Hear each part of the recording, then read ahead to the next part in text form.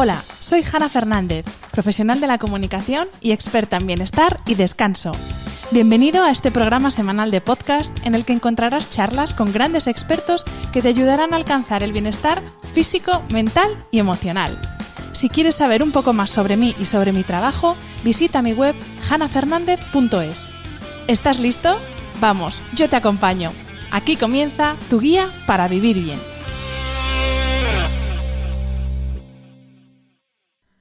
Hola a todos y bienvenidos a un nuevo episodio del podcast de Hanna Fernández. ¿Te suenan términos como metabolismo, resistencia a la insulina, inflamación crónica, alimentos ultraprocesados, ayuno intermitente y así un largo etcétera de términos de esos que están en boca de todos pero en mente de pocos? Me refiero a esos términos que todo el mundo conoce pero que casi nadie sabe definir. Hoy tengo el gustazo de hacer un viaje virtual al otro lado del charco para entrevistar al doctor Carlos Jaramillo, médico de la Universidad de La Sabana, Colombia. Inició su camino en la nutrición de la mano de Stanley Dadrick, su maestro e inspiración en el programa de nutrición clínica e hiperalimentación en la Universidad de Yale. Es fundador del Instituto de Medicina Funcional en Iberoamérica, docente y conferenciante.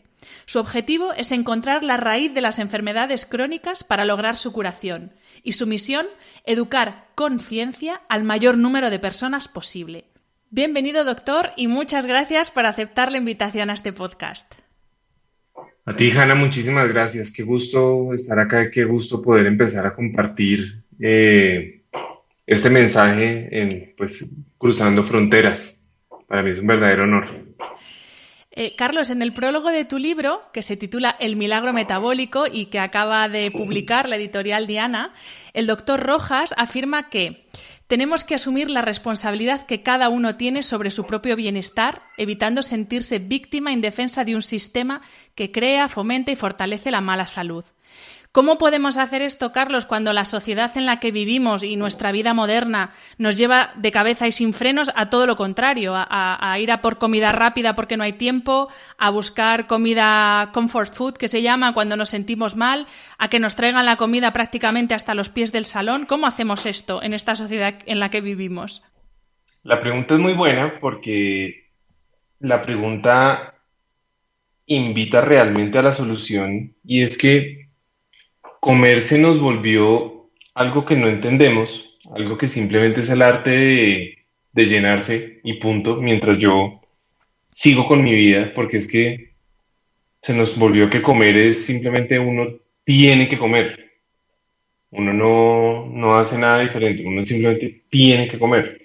Cuando uno dice, pero ¿cómo así que tengo que comer? Sí, pues uno come para no tener hambre y uno come supuestamente para tener energía, como si fuera a ponerle combustible al automóvil.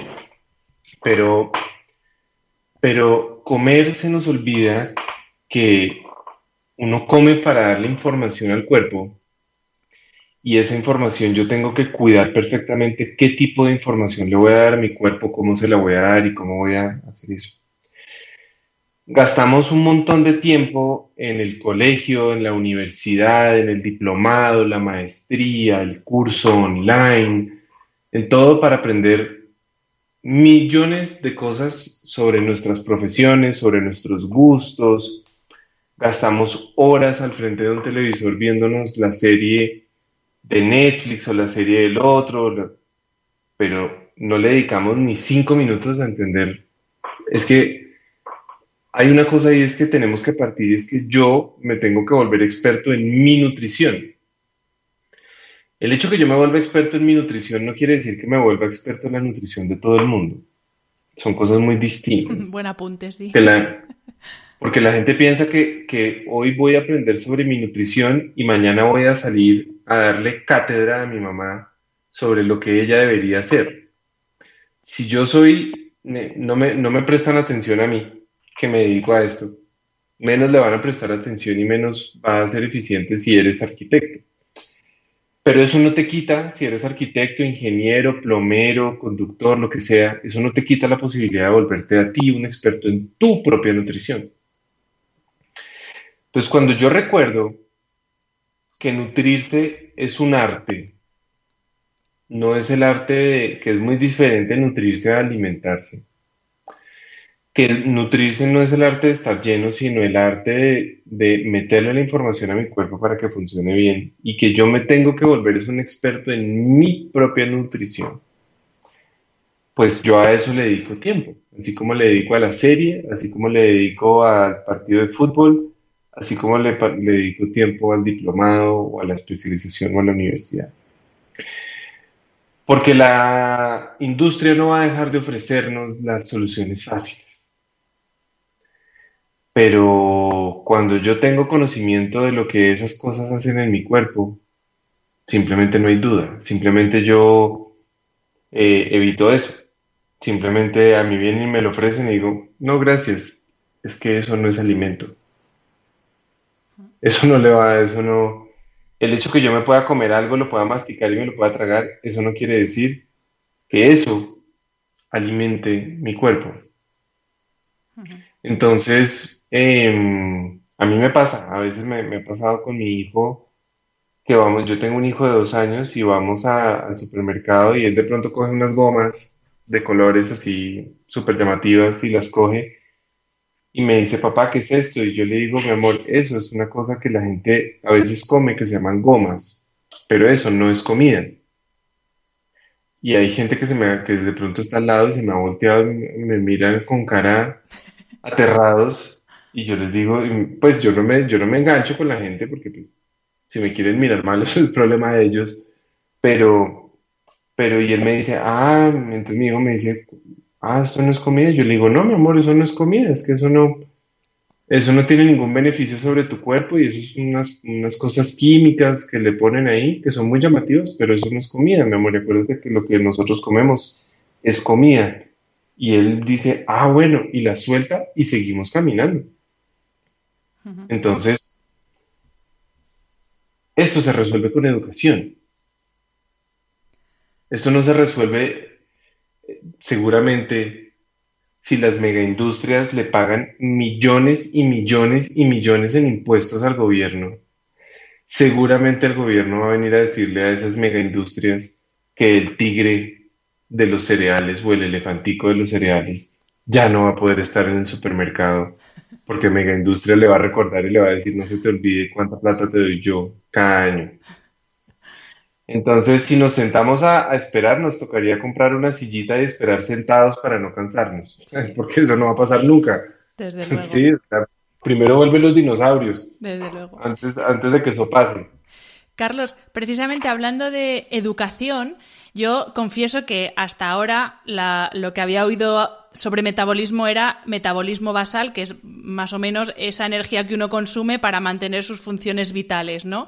Pero claro, de repente me encuentro con tu libro y leo el milagro metabólico y sobre todo leo que hay un montón de enfermedades asociadas a lo que tú denominas problema metabólico. Entonces te quería pedir, en primer lugar, que definas qué es el metabolismo para que todos los que nos escuchan y yo también lo entendamos y luego hablemos de esas enfermedades que pueden derivar de un metabolismo que no funciona adecuadamente.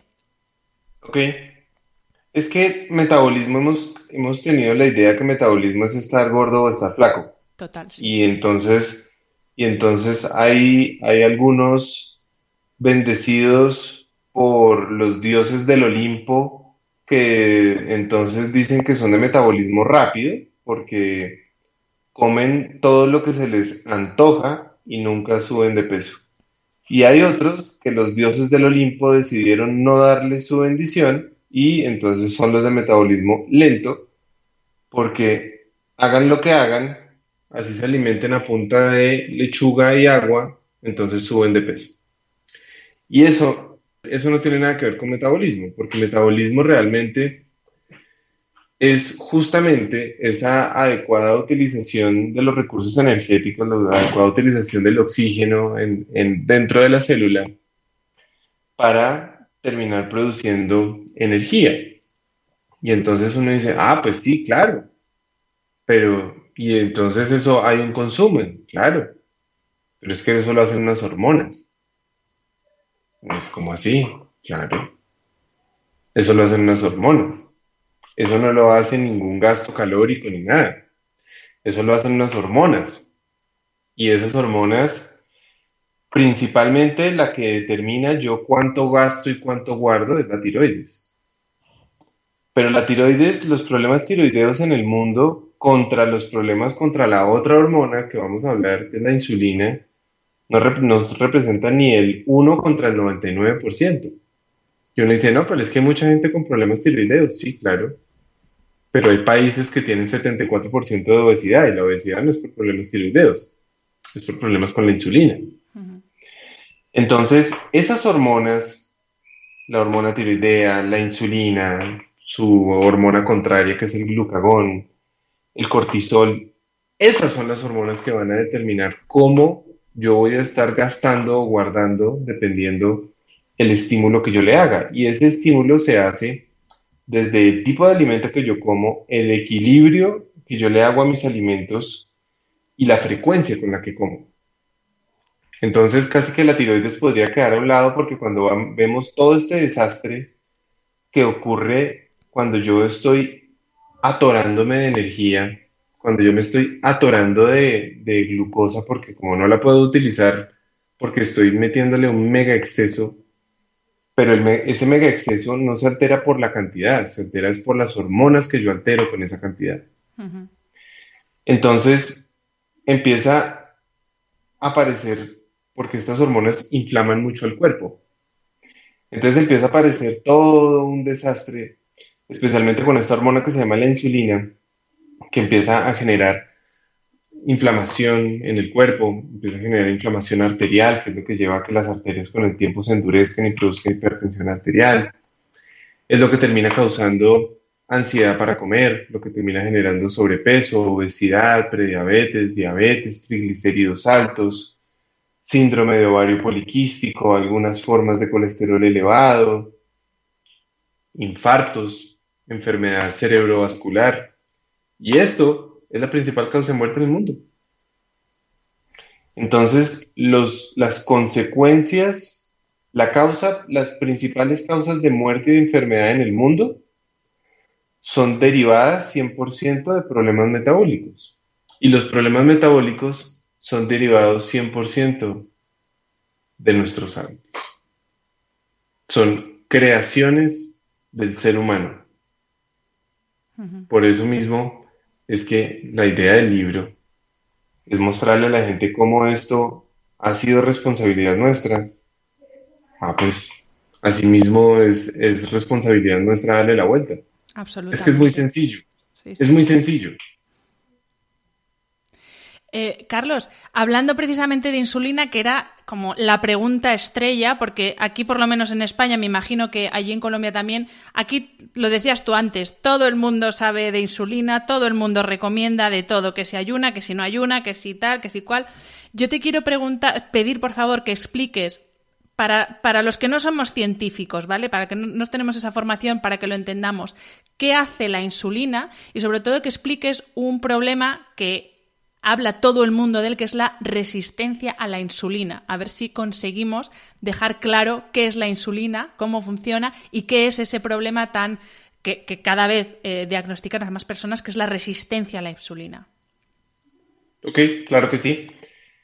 Es que la insulina solo la oímos por allá cuando vimos que alguien es diabético y que se inyecta insulina. Y uno dice, Exacto, exacto. sí, pero nada más, o sea, no hay, eso es una consecuencia lejanísima a lo que pasa hoy en el mundo.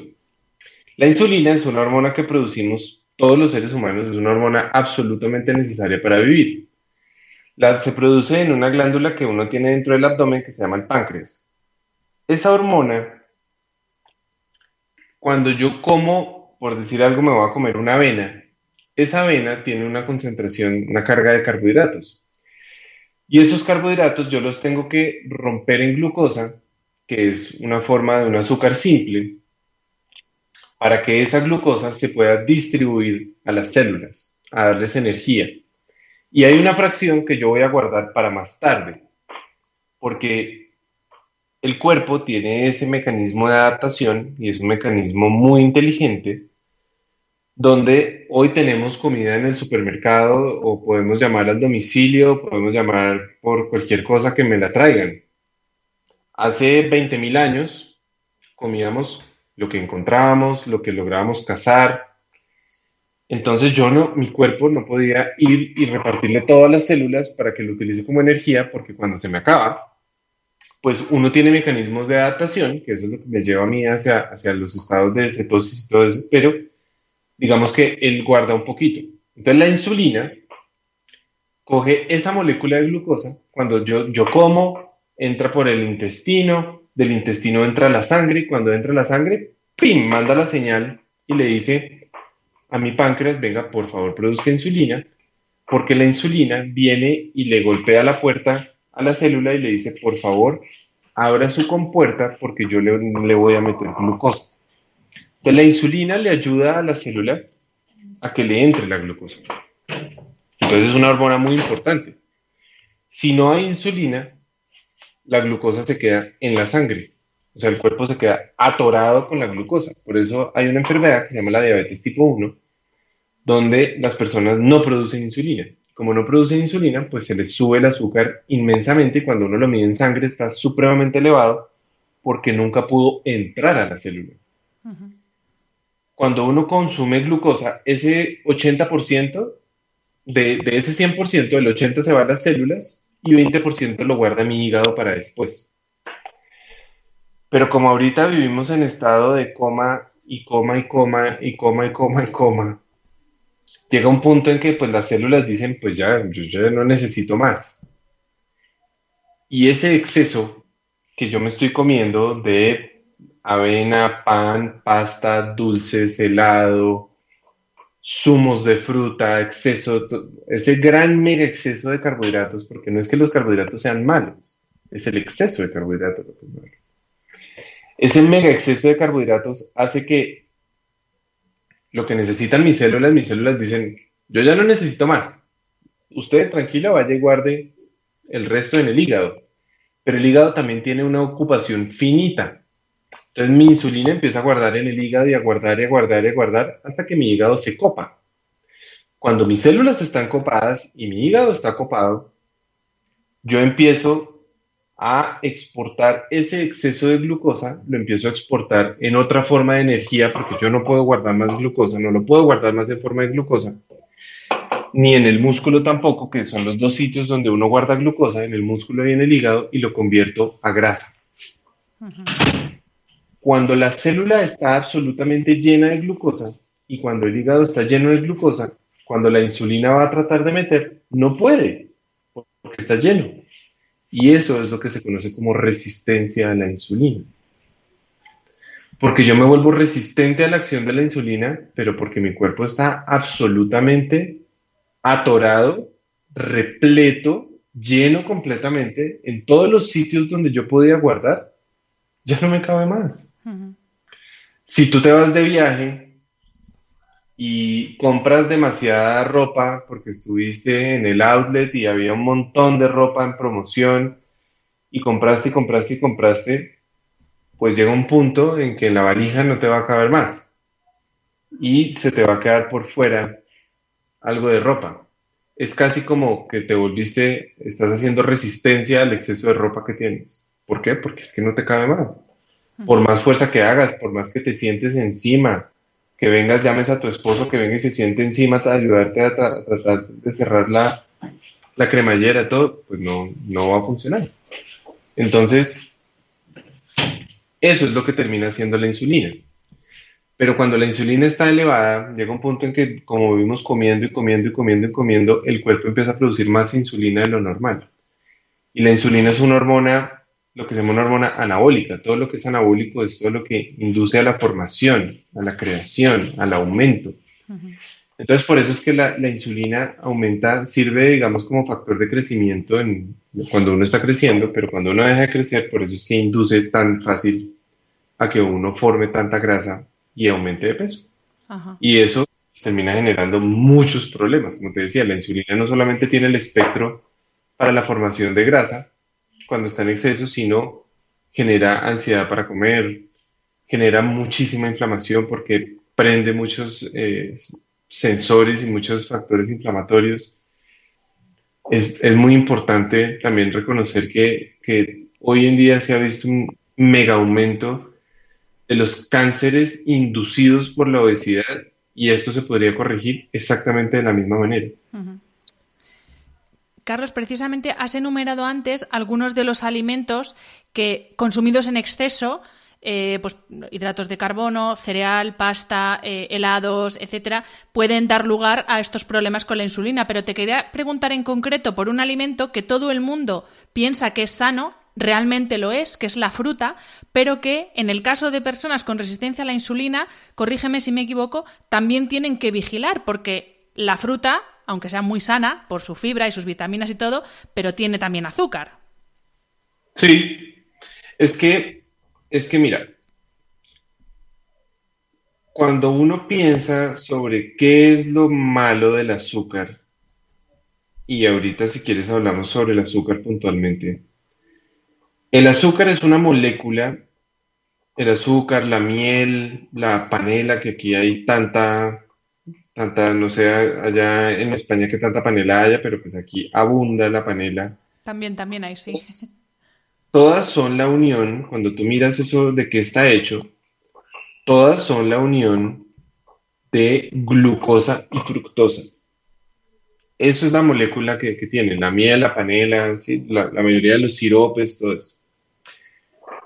El problema no es la glucosa, el problema es la fracción que tienen de fructosa. Entonces uno dice, interesante. ¿Y qué pasa con la fruta? Bueno, la fruta tiene fructosa, pero tiene fructosa en una dosis muy baja. Y fuera de eso, la fruta tiene fibra. La fibra va a hacer que esa asimilación de fructosa sea más lenta. Entonces uno dice, ok. Pero, ¿qué pasa con la fructosa? ¿Cuál es el problema con la fructosa? El problema con la fructosa, ¿por qué es que entonces en la fruta viene en una dosis muy controlada, muy baja? Pero en el azúcar, esa fracción de fructosa, el problema con la fructosa es que la fructosa, yo ya te dije ahorita que cuando uno consume glucosa, la glucosa se va a 80% a las células y 20% al hígado y al músculo. La fructosa se va el 100% para el hígado. Ajá. Y ese 100% para el hígado es demasiado y es mucho más de lo que él puede procesar. Entonces, en el azúcar es una sobredosis de fructosa lo que terminamos comiéndonos, en la fruta no. Pero entonces uno dice, pero te pregunté qué es lo que pasa con la fruta. Y es, si yo ya estoy absolutamente inundado de glucosa y de fructosa en mi hígado, un poquito más de fructosa se me puede comportar como algo no tan deseado. ¿Eso quiere decir que una persona con problemas metabólicos no debe consumir fruta? No. Eso quiere decir que una persona con problemas metabólicos debe aprender a cuidar la cantidad de carbohidratos que come mientras corrige el problema. Y esos carbohidratos que se come sí puede ser la fruta, pero tiene que ser muy medida la cantidad y entender el tipo de fruta. Y lo que sí no deben hacer nunca, por nada en el universo, es consumir zumos de fruta. Ajá. Y uno puede decir, pero ¿cuál es la diferencia? La diferencia es que en el zumo es fructosa pura suelta. Un jugo de naranja es la fructosa suelta pura de 3 o 4 naranjas. Ajá. Cuando tú te comes una naranja, te la comes y quedas lleno. Porque la fruta, la fructosa está en la fruta para darle sabor, para darle esa proporción indulgente, pero no porque tenga ningún beneficio. Ajá. Pero el cuerpo es capaz de manejar ese poquito. Ese poquito es suficiente en condiciones normales. En condiciones anormales es mucho. En condiciones anormales, la fructosa suelta de 4 naranjas es 1 tonelada. Y es algo que el cuerpo definitivamente no puede procesar. Por eso es que los zumos de fruta son tan malos. Ese es el problema con la fructosa. O sea, realmente el verdadero daño que hay en el mundo entero, todo lo que pasa con el azúcar y todo es producido por esa fracción de fructosa que tiene el azúcar, la miel, la panela, todo. Por eso es que el agave, la miel de agave es el peor sirope o la peor miel que existe es el sirope de agave, porque el sirope de agave lo hacen ver como si fuera muy bueno porque tiene bajo índice glicémico, o sea, tiene baja glucosa. Pero ¿por qué va a tener baja glucosa? ¿Cuál es la otra parte que no me estás contando de la historia? Y la otra parte que no me estás contando es que tiene 80% de fructosa. Ujú. O sea, es pésimo. Y se lo dan a la gente, se lo dan a los diabéticos como si fuera apto para diabéticos. Y yo siempre digo, no, eso es apto para volverse diabético. Te quería preguntar, Carlos, siguiendo con el tema hormonas, por otras dos hormonas que intervienen directamente en el proceso hambre-saciedad, que son la leptina y la grelina, y te quería consultar cómo interviene el problema metabólico o una alteración en el metabolismo en el equilibrio de estas dos hormonas, porque antes precisamente nos hablabas de que en ese círculo vicioso aparece la ansiedad por comer, el no sentirse nunca saciado. Entonces, ¿cómo funciona este equilibrio entre estas dos hormonas y qué relación tiene con el metabolismo? Vale. La leptina es una hormona que, digamos que las dos hormonas están reguladas o hablan o van enfocadas hacia lo que tiene que ver con la saciedad. Y son hormonas que se estudian mucho y de las que se habla mucho y a mí me parece muy importante entenderlas. Sin embargo, las alteraciones que uno observa en la leptina y en la grelina vienen de la alteración que se ejerció primero en la insulina. Uh-huh. Eso no quiere decir que no sean importantes. Entonces, la leptina es una hormona que se produce en las células grasas, en lo que se conoce como el adipocito. La leptina, cuando yo como, viene, se procesa, entra al hígado, se hace todo ese proceso que te envié, se manda una señal para el hígado, para la célula grasa se prende la señal para decirle, venga, por favor, produzca leptina, le mandamos una señal al cerebro y le decimos al cerebro que ya estamos llenos para que este señor, por favor, pare de comer y yo me voy a encargar, él va a parar de comer para que yo pueda procesar todos los archivos que me acaba de mandar, toda la glucosa que se acabó de comer, todo eso lo voy a procesar y yo necesito que eso funcione. Entonces uno dice, wow, buenísimo, porque entonces yo lo que voy a hacer es, debe ser que la gente que tiene altos niveles de leptina deben ser personas que no les dan ganas de comer y motivo por el cual, pues entonces yo creo que con eso hacemos que la gente deje de comer. El problema es que la leptina funciona bien en condiciones normales cuando el metabolismo está controlado. Cuando yo empiezo a producir y a producir y a producir y a producir leptina porque estoy produciendo y produciendo y produciendo y produciendo insulina, llega un punto en que los pacientes empiezan, cuando en algún momento se planteó que casi que si yo me tomaba unas pastillas que me producieran más leptina, a mí se me iba a quitar el hambre. Y cuando eso algunos incluso lo llamaban que habían hackeado el gen de la obesidad, porque encontraron el gen que producía la leptina. El problema es que los pacientes obesos tienen la leptina supremamente alta, es decir, se vuelven resistentes a la leptina, lo mismo que pasaba con la insulina. Uh-huh. Entonces ya empiezan a producir leptina y como el cerebro no les entendió, como el cuerpo no sabe, no se dan razones, entonces la célula grasa dice, ¿será que yo tengo que producir más? Produzcamos más a ver si me entiende. Y producen más y el cerebro, y produce más, y produce más, y produce más, y produce más. Y uno le mide la leptina. Yo por eso nunca mido la leptina, porque es casi como ir a descubrir, ir a meter el dedo en el agua caliente que yo ya sabía que estaba caliente. La grelina es todo lo contrario, ¿sí? La grelina es la grelina se produce en la célula enteroendocrina, es decir, en una célula intestinal dentro del intestino que cumple con funciones endocrinas, o sea, con funciones hormonales, especialmente en el estómago, y es la que se conoce como la hormona del apetito. La grelina hace que yo quiera comer más. Entonces, las personas que tienen estos problemas metabólicos, y esto por qué pasa, y es porque cuando uno come, hay un estímulo directamente en el intestino, la señal para que se prenda la producción de insulina empieza en el intestino. No se espera a que la comida entre a la sangre. desde el intestino se manda la señal y prende la respuesta y le dice al páncreas, empiece a producir porque ahorita más tardecito le va a entrar comida. El problema es que la grelina se ve sobreestimulada por el tipo de alimento que yo estoy comiendo. Entonces, cuando uno lo que ve es que los pacientes que tienen altos niveles de insulina terminan haciendo resistencia a la leptina y terminan, por lo cual tienen alta leptina y terminan teniendo muchos niveles de grelina. Entonces, la grelina también termina cuando uno tiene altos niveles de grelina antes de comer, pero el problema es que los pacientes terminan produciendo altos niveles incluso después de que ya han comido, motivo por el cual terminan teniendo más hambre. Ujú. Entonces, ese es el problema. Pero como te digo, a mí me gusta enfocarme mucho en verle y entenderle a los pacientes los niveles de insulina, porque si en primer lugar, o sea, uno dice, bueno,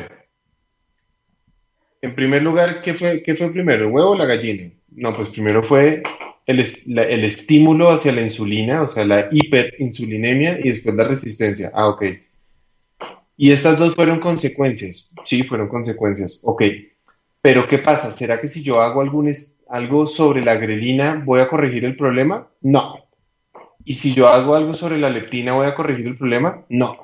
Versus si yo hago algo sobre la insulina, voy a corregir el problema totalmente. Entonces a mí me parece que es algo que es información interesante de saber, pero a la hora de entrar a corregir el problema se corrige entrando a tratar la insulina, no entrando a tratar la leptina ni la grelina. Ujú. Comprendido. Comprendido, Carlos. Te voy a hacer una serie de preguntas relacionadas con hábitos saludables, obviamente, pues por ejemplo, descanso, ejercicio, para que Sí. nos expliques cómo tenemos que implementar esos hábitos para beneficiar a nuestro metabolismo. Entonces voy a empezar con preguntas relacionadas con el ejercicio físico. Pregunta del millón. ¿Cómo tenemos que entrenar? ¿Cardio, pesas, combinado? ¿Cómo tiene que ser nuestro entrenamiento para que beneficie a nuestro metabolismo? Yo creo que las dos. Yo creo que las dos, sin embargo, el cardio hay que saber muy bien el tipo de cardio que se hace y las pesas también hay que saber el tipo de pesas. Entonces, te respondo para cada uno. Estamos hablando para corregir y prevenir problemas metabólicos. No quiere decir que salir a correr no sirva para nada. Por supuesto que sirve. Pero si yo quiero corregir un problema metabólico, yo puedo salir a correr y hacer piques, sprints, no sé pues son como esos periodos cortos en que de pronto corro mucho más rápido. Por ponerte un ejemplo, corro 3 minutos suave o 4 minutos suave y 1 minuto corro lo más rápido que puedo y después tengo nuevamente 4 o 5 minutos de recuperación y luego otra vez 1 minuto rápido. A intervalos, ¿no? Esos intervalos hacen que el gasto sea mucho más eficiente, el gasto energético sea mucho más eficiente y la utilización de la energía sea mucho más eficiente y que yo durante, además, aumente ese gasto energético del cuerpo. Ahora bien, el músculo, acuérdate ahorita que yo te estaba diciendo, 80% de la energía se va a las células para ser utilizada, 20% se va al hígado y al músculo. ¿Qué pasa si yo tengo poquito músculo? Porque no lo estimulo nunca, porque vivo sentado, porque el ejercicio no es lo mío. No, es que yo no soy de esas personas que hacen ejercicio. No, es que, no, es que yo creo que va a llover. O no, no, es que a mí no me gusta la ropa de hacer ejercicio. Todas las excusas que nos metemos con el ejercicio y vamos perdiendo músculo con el tiempo. Si a mí depende ese almacenamiento, depende de mi músculo en parte, ese 20% entra al músculo y al hígado. Si yo tengo menos músculo, pues rápidamente se va a llenar. Y si rápidamente se llena, rápidamente formo grasa. Número uno. Número dos, el músculo es el órgano más importante para determinar lo que se llama la tasa metabólica basal. Es decir, cuánta energía gasto yo en el día en reposo para mis funciones básicas, para pensar, latir el corazón, mis movimientos digestivos, para el hígado, para todo para que mi corazón bombee, para la circulación, todo eso requiere un gasto. Entre yo más músculo tenga, más tasa metabólica basal tengo, más gasto energético en reposo tengo, por ende tengo un metabolismo mucho más activo. Y la gente a veces dice, no, es que estoy haciendo entrenamiento funcional. Sí, el entrenamiento funcional no quiere decir que no sirva para nada, pero el entrenamiento funcional, si no hay suficiente estímulo del músculo para que el músculo se vea estimulado para crecer, el cuerpo rápidamente se adapta al entrenamiento funcional, se adapta y deja de estimular el músculo de forma adecuada para que el músculo crezca. Y uno le tiene que invertir toda su vida al crecimiento muscular. Eso no quiere decir a volverse fisicoculturista, no, pero sí a mantener una muy buena masa muscular en todo el cuerpo, las nalgas, las piernas, las pantorrillas, el pecho, la espalda, los brazos, todo. Hombres y mujeres debemos invertirle a tener buena masa muscular. Porque si con el tiempo lo que uno va haciendo es que la testosterona, tanto en hombres como en mujeres, va disminuyendo, empezamos a perder masa muscular y por eso es que uno ve que la gente dice, es que yo con el tiempo como lo mismo, no he cambiado mi alimentación y cada día formo más grasa. Entre menos músculo tengas, menos deberías comer, porque si tienes menos músculo y comes lo mismo, pues tu cuerpo se va a atorar rápidamente con eso porque no tiene dónde almacenar la glucosa y su mecanismo de adaptación es formar grasa. Ujú. Entonces, uno debe hacer entrenamiento de pesas. Debe. Porque además el entrenamiento de pesas mejora los niveles de testosterona en el tiempo. El entrenamiento de pesas mejora la salud articular. Las articulaciones se dañan cuando uno pierde la masa muscular y cae la articulación una sobre otra, porque no hay masa muscular que mantenga la articulación separada. Mientras que cuando yo hago ejercicios de fuerza, de fortalecimiento, de crecimiento muscular y al mismo tiempo de movilidad y flexibilidad, mis articulaciones van a estar bien. Entonces, el ejercicio siempre tiene que ser ejercicio muy completo.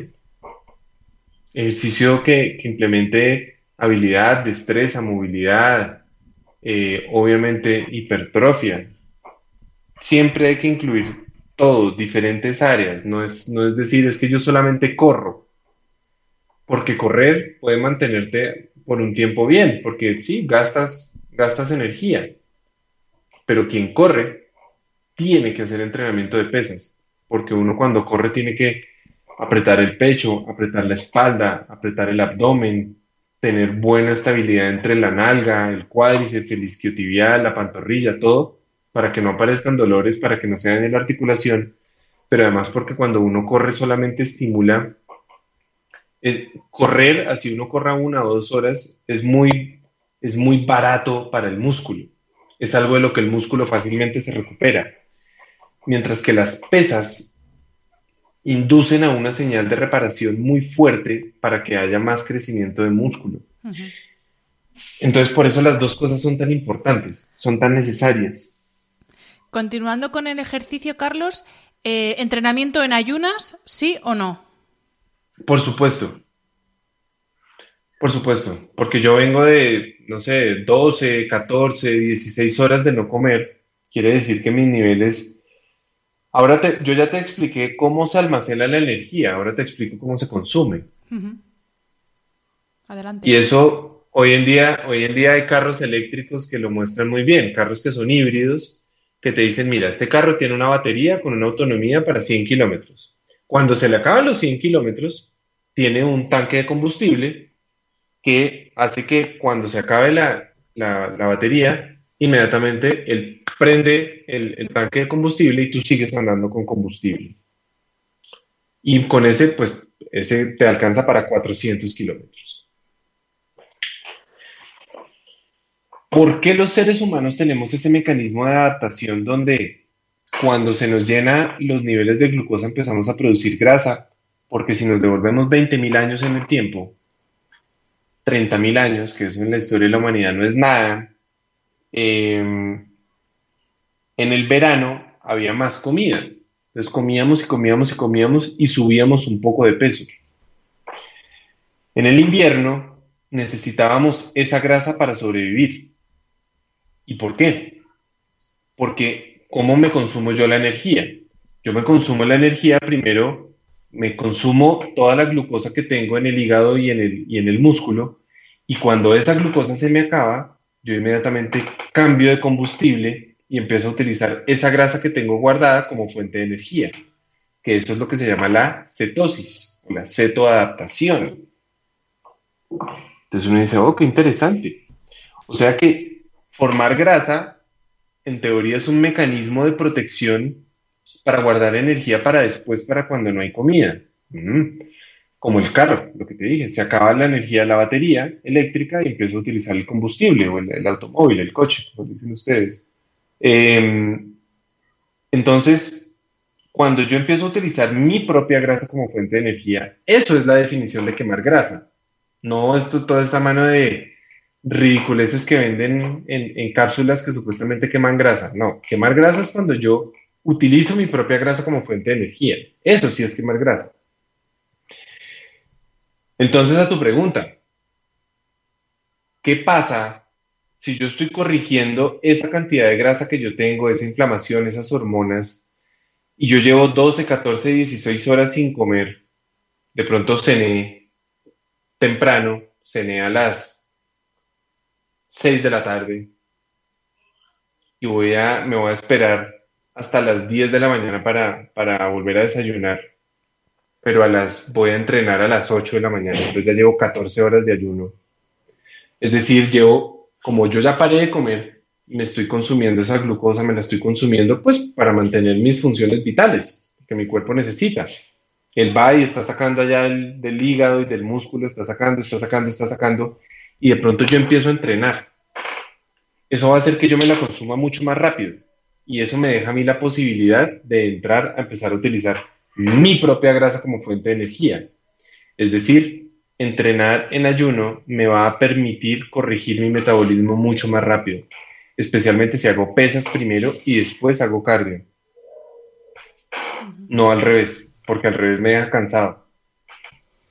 Comprendido, comprendido. Continuamos, Carlos, con los hábitos saludables. En este caso vamos a hablar de alimentación. Tú antes lo has mencionado y de hecho son 3 epígrafes de tu libro, que es qué comer, cómo comer, cuándo comer. El cuándo comer ya lo podemos deducir de la explicación que nos has dado del entrenamiento en ayunas, pero sí que quería que nos centrásemos en el qué comer, porque ahora es verdad que hay una tendencia muy potente pues muy vinculado también a la dieta cetogénica, que ojo con la dieta cetogénica, hacerla sin supervisión y sin saber no es lo más indicado. Hay mucha tendencia, sobre todo en redes sociales, a comer mucha proteína, además mucha carne roja, mucha grasa, pero claro, tú lo decías al principio, lo que comemos es información para el cuerpo. Entonces, ¿qué es lo que tenemos que comer y sobre todo en qué cantidad? Porque yo, te soy sincera, yo ahora mismo estoy perdidísima, yo no sé cuánta proteína tengo que comer, cuánta grasa, o sea, ¿qué es lo que tenemos que comer realmente? O sea, los macros como que los tengo claros, ¿no? Lo que tengo que comer, pero ¿en qué cantidad? Porque parece que si haces ejercicio además tienes que comer más, ¿no? Como antes decían a las mujeres que tenían que comer por 2 cuando estaban embarazadas, pues ahora parece que si haces ejercicio tienes que comer por 3. Entonces, ¿qué es lo que tenemos que comer? ¿Y cuánto, sobre todo? ¿Qué cantidades? Lo primero que uno tiene que hacer es sacar lo que no es comida. ¿Sí? Entonces, todos los ultraprocesados, todo lo que no es comida, fuera, adiós. Eso sí se tiene que ir inmediatamente. Todo lo que es sabor artificial, color artificial, endulzante artificial, apariencia artificial, textura artificial, todo eso, adiós. Todos estos huevitos que vienen con sorpresa para los niños, que uno le ve los ingredientes y uno en ningún lado ve que tenga cacao natural y que dice que contiene tetrabutilihidroquinona o TBHQ y uno dice, ni idea qué será eso, yo te cuento qué es eso. Eso es el líquido que le ponen a los encendedores para prender el cigarrillo. Ah, bien. Se lo ponen a la comida para que no se pudra. Se lo ponen a algunos tipos de maní o de nueces que para comer, a los cereales de caja, a muchas cosas. Y eso le damos a nuestros niños. Entonces, lo primero que yo tengo que hacer es sacar lo que no es comida. Hay que entender la diferencia entre un ultraprocesado y un alimento mínimamente procesado. Un alimento ultraprocesado es alimento que en su proceso, en su listado de ingredientes, lo que más tiene son químicos industriales o en su proceso para la obtención de ese alimento tuvo que pasar por muchos procesos químicos para que se obtuviera. Eso es un ultraprocesado. Un alimento mínimamente procesado es, por ejemplo, la sal que te consumes, la cúrcuma en polvo que tienes en tu casa. Nadie tiene raíces de cúrcuma en su casa para ponerle al alimento. Es muy raro que alguien lo tenga. Mientras que la gente sí tiene cúrcuma en polvo. La cúrcuma tuvo que pasar por un proceso de secado, simplemente de molido y secado, para estar de esa forma. Entonces, eso es un alimento mínimamente procesado. Cuando yo cocino la carne la estoy procesando, eso es mínimamente procesado. Eso es primero para qué comer, qué no comer, qué sí comer o qué no, otras cosas que no comer. A mí no me parece que uno deba comer lácteos. Eso no tiene ningún sentido. Es algo que uno puede consumir ocasionalmente sabiendo que no es necesario y tampoco tiene beneficios. Simplemente se puede consumir de vez en cuando. El azúcar es algo que uno tiene que sacar de su alimentación diaria y entender que el azúcar es como el alcohol. Y es algo que yo puedo consumir de vez en cuando, pero yo tengo que entender la frecuencia y la dosis a la que me la consumo. Eh, el gluten también es otra cosa que hay que tener en cuenta, que es la proteína, que una proteína que tiene el trigo, la cebada y el centeno. Eh, Son cosas que tengo que tener muy en cuenta porque dañan completamente el intestino. Pero las cosas que yo sí debería incluir en mi alimentación, obviamente son buenas carnes, todo esto que la gente dice, no, es que yo me estoy empezando a cuidar y estoy dejando las carnes rojas. Y digo, ¿pero por qué las carnes rojas? Las carnes rojas no son malas. Trata de buscar carnes que no sean de establos alimentadas con cereales, trata de buscar carne que sea alimentada con pasto y que no haya recibido antibióticos ni toda esta mano de ultraprocesos, pero trata de buscar pollo de buena calidad, pescado de buena calidad. Pero las proteínas animales son muy buenas, como las proteínas vegetales también son buenas, pero hay que aprender a combinarlas muy bien. Proteínas vegetales provenientes de frijoles, garbanzos, lentejas, el tofu, todas esas proteínas son muy buenas y hay que saber incluirlas y hay que saber combinarlas. Pero tenemos que entender cuánta proteína nos tenemos que comer cada uno. Y la cantidad de proteína depende de mi edad, depende de mi actividad física y de mi salud. Porque cuando dicen, no, es que uno se tiene que consumir 1 gramo por kilo, ok, o 1,5 gramos por kilo, ok, pero si yo tengo 20 kilos de sobrepeso, pues yo no lo voy a calcular sobre los kilos de sobrepeso que tengo, lo voy a calcular sobre el peso, entre comillas, ideal que yo debería tener, porque Ujú. no existe nada como un peso ideal. Entonces yo lo que tengo que hacer es, primero, saber cuánta proteína me voy a comer. Número dos, saber que la mayoría de los carbohidratos que yo me debería comer deben ser de fuentes vegetales. Si tengo un problema metabólico, debo quitar la papa, la yuca, el plátano, el arroz, la quinoa por un tiempo. Y cuando recupere mi metabolismo, pues los puedo incluir de vez en cuando. Y debo sí o sí incluir grasas saludables, porque las grasas no saludables también es algo que yo debo sacar de mi alimentación 100%. Eso sí no tiene ningún beneficio nunca, que son las grasas como la grasa de canola, soya, girasol, maíz y sus respectivas margarinas, que esas son grasas trans. Así digan, no, es que es libre de colesterol. Y pues claro que es libre de colesterol, es que el colesterol solo es de origen animal y esto es de origen vegetal. Es como que dijera que el televisor es libre de colesterol. Pues, el televisor nunca ha tenido colesterol, la margarina tampoco. Yo tengo que entender que mi alimentación se debe basar de cosas naturales y grasas saludables que yo debo incluir como el aguacate, el coco, las aceitunas, las olivas, las nueces como el anacardo, las almendras, la nuez de macadamia, el pecan, las semillas de chía, girasol, linaza, el huevo, el cacao. Son maravillosas grasas que yo debo consumir por lo menos en el 30% de mi alimentación. Pero también debo entender que uno no tiene que estar comiendo todo el día, que eso es un invento de la industria y eso fue un golazo que nos metieron para hacernos creer que uno tiene que estar comiendo todo el día. Entonces, uno tiene que partir de comer 2 o 3 veces en el día y de ahí en adelante uno empieza a construir sobre eso. ¿Por qué 2 o 3 veces? Porque eso es lo que socialmente hacemos. Empezar por 3, pero es que en ningún lado está escrito cuántas veces realmente es que se come. Nadie ha dicho que eso sea una ley absoluta. Entonces uno tiene que tratar de traer el modelo ancestral a hoy, al mundo moderno, poniéndole la ciencia y el conocimiento nutricional que tenemos hoy, respetando nuestra biología. Y yo creo que cuando logramos hacer eso, todo se corrige. Cuando ignoramos eso y vivimos en el mundo de yo como porque tengo hambre y por satisfacer mi indulgencia, y en ese proceso me meto en la boca cualquier cosa que me están diciendo porque sabe delicioso, porque comer es el arte de llenarse o de meterme unas calorías, ahí es cuando todo se va por la borda y donde vienen todas las enfermedades que esto trae. Pues continuamos con los hábitos, Carlos, y vamos con el tercer hábito, que para mí es el hábito más importante. Ya sé que me vas a decir que todos son importantes, pero para mí hay uno que es clave porque yo lo he vivido en mis propias carnes, que es el descanso. Y quería preguntarte cómo afecta o qué importancia tiene el sueño y dormir, tener un sueño de calidad en todo este espectáculo, como tú dices en el libro, que es el milagro metabólico, que es un espectáculo que tiene muchos personajes, muchos protagonistas, y quería preguntarte qué papel tiene el descanso y el sueño.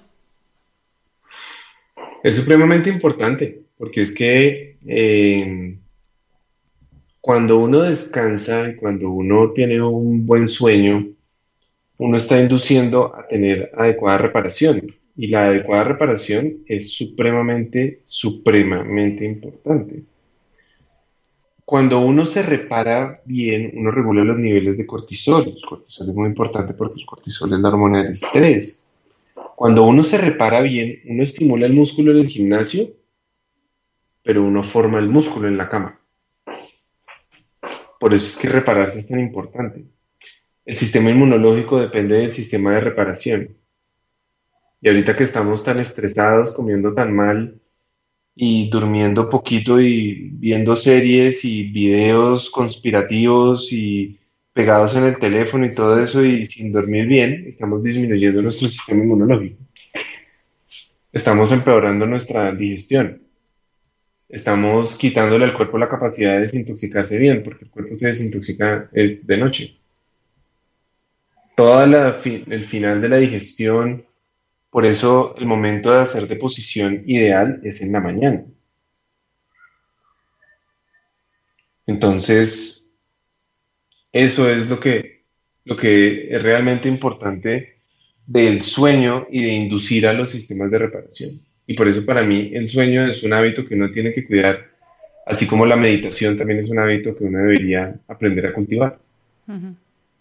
Desde luego, la gestión del estrés, que también es algo de lo que todos, yo creo que es el caballo de batalla de muchos en esta sociedad.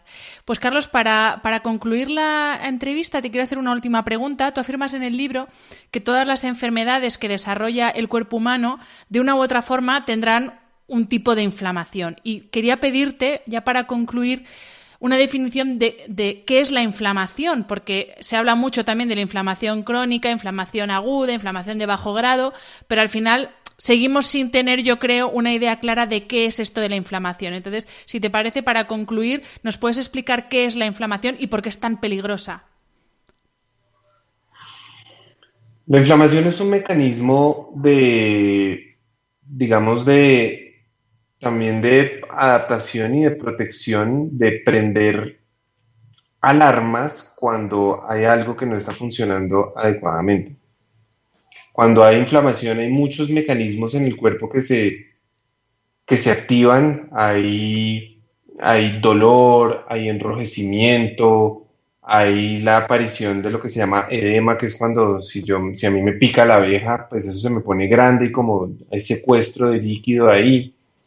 Y las funciones en el cuerpo dejan que dejan de estar en el sitio inflamado, la función se altera, la función del órgano, de la articulación, de la piel, de lo que sea, se altera. Cuando yo tengo inflamación, prendo una señal, hay secuestro de líquido, el enrojecimiento, todo eso que te acabo de decir, y es porque yo necesito y prender esas señales para inducir una respuesta de reparación, para prender alarmas, para que vengan células, para que venga mi sistema inmunológico y venga y diga, venga, aquí, ¿qué fue lo que pasó? ¿Cómo vamos a corregir esto? ¿Cómo vamos a hacer que esto esté mucho más tranquilo y mucho más controlado? Porque yo veo que esto se está saliendo de las manos. Eso pasa con la inflamación, especialmente con la inflamación aguda, cuando salto del techo y caigo y me rompo la pierna, cuando me pica la abeja, cuando me golpeo la cabeza y me sale el chichón en la cabeza, y eso es inflamación aguda.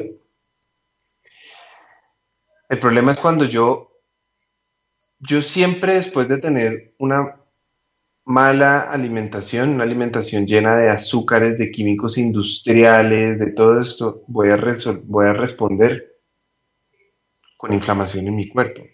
Mi cuerpo va a tener que lidiar con una respuesta inflamatoria. Cada vez que yo estoy severamente estresado por mi mala alimentación, por mi mente, porque hice exceso de ejercicio, porque no estoy durmiendo, todo eso induce a señales de intentos de reparación, pero induce a inflamación crónica. Cuando yo me expongo demasiado al sol, cuando fumo, cuando la radiación, los químicos industriales, los pesticidas, todo, son señales de inflamación de mi cuerpo. Y uno puede tener inflamación que sea como una llama que se prende en un segundo, pero uno puede tener inflamación que es como una brasa constante en el día a día que persiste por los años, que es lo que se llama la inflamación crónica sostenida. Y la inflamación crónica sostenida es el mayor peligro.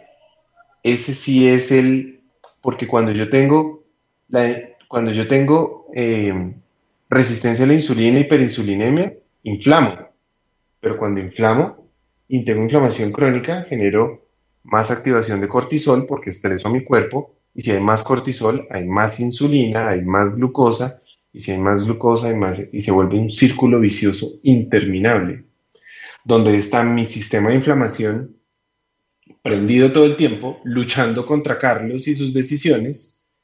Está mi sistema de balance de antioxidantes tratando de combatir las pésimas decisiones de Carlos, y está mi sistema inmunológico completamente agotado y completamente drenado, porque si yo estoy crónicamente estresado, no estoy induciendo a una buena reparación, y si yo no tengo buena reparación, no tengo buen sistema inmunológico. Entonces se vuelve una cascada interminable, donde es un círculo vicioso muy desastroso, y cómo nos terminamos dando cuenta, y esto termina siendo un llamado para la situación que vivimos hoy en el mundo, cómo la gente que vive crónicamente inflamada es la que está terminando en unidades de cuidado intensivo, severamente enferma, adicionalmente de todos los problemas que ya venían en el mundo. Estas son las personas quienes este virus les está cobrando la inflamación que tenían crónicamente en su cuerpo. Y que si yo quiero comprar un tiquete para no estar dentro de la población que se está enfermando, lo que tengo que hacer es corregir mi metabolismo, mi inflamación, para que mi sistema inmunológico funcione. Y en vez de estar luchando contra Carlos y sus malas decisiones, está preparado para servirle a Carlos cuando venga y lo pongan a prueba. Pues con esta idea nos quedamos, Carlos. Muchísimas gracias. Ha sido un placer escucharte, ha sido un placer leerte, y me encanta lo que dices en el libro bueno, que das a tus pacientes la mejor medicina de todas, que es enseñarles a no necesitarla. Yo la verdad que he aprendido un montón leyendo tu libro, aprendo mucho con todo lo que compartes en tus redes sociales, así que desde aquí de nuevo muchas gracias por aceptar esta invitación y por compartir tu trabajo con nosotros. A ti muchísimas gracias, y bueno, espero que para mí lo más importante es llevar salud a cualquier rincón del mundo. Y esta fue mi primera apuesta. Yo escribí también otro libro que salió en 2020 en Colombia, que se lanzó en Colombia y en Chile, que se llama El Milagro Antiestrés. Espero que próximamente también esté allá, pero por ahora, por el milagro metabólico, espero que en España y que en Europa sea lo mismo que ha sido en toda América, donde ha sido pues un éxito. Pero para mí el éxito no es la venta de libros, es llevar sanación a los hogares de las personas. Pues muchísimas gracias. Y bueno, aprovechando, si se llega a publicar ese otro libro, y si no, por supuesto, estás más que invitado a volver a este podcast para hablar del milagro antiestrés, que también es una de las grandes epidemias que tenemos en nuestra sociedad. Así que, de nuevo, Carlos, muchas gracias. Y como siempre, a los que nos estáis escuchando, muchas gracias por estar al otro lado y hasta la semana que viene. Espero que hayas disfrutado del episodio. Me ayuda mucho conocer tu opinión y tus sugerencias para este programa. Si quieres escribirme, puedes hacerlo a través de mi página web hanafernandez.es, donde encontrarás las notas sobre cada episodio y recursos adicionales. Y también puedes hacerlo en mi cuenta de Instagram, hanafr. Mil gracias como siempre por estar al otro lado. Nos escuchamos en el próximo episodio.